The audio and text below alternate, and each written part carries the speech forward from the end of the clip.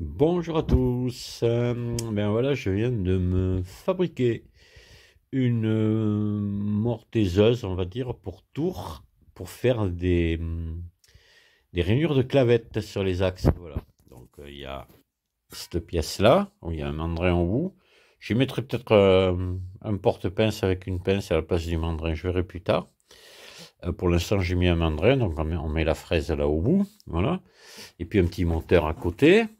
Alors vous allez me dire, oh là là, le montage et tout, ça va être long. Je mets moins d'une minute pour l'assembler. J'ai tout prévu pour que ça soit extrêmement rapide à mettre en place.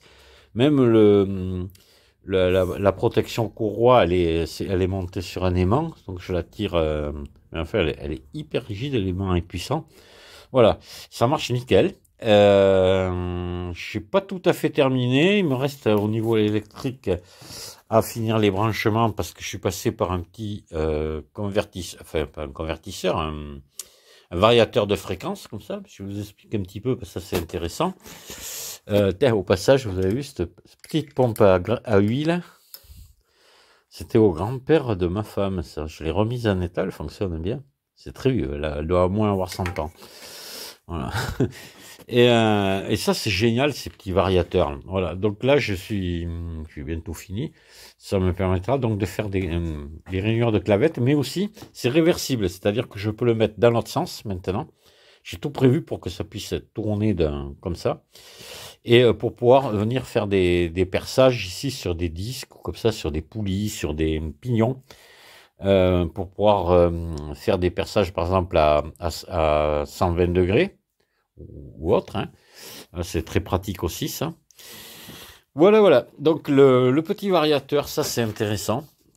Parce que ces petits variateurs, ils vous permettent de faire tourner un moteur triphasé sur du 220 volts classique, c'est-à-dire monophasé. Voilà.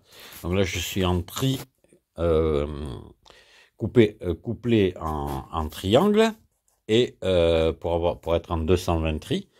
Et le petit variateur prend du 220 mono hein, et le transforme en triphasé. Voilà. Et là, je démarre et je peux faire en plus varier ma vitesse. Voilà, ça démarre, je tourne tout doucement là, j'augmente.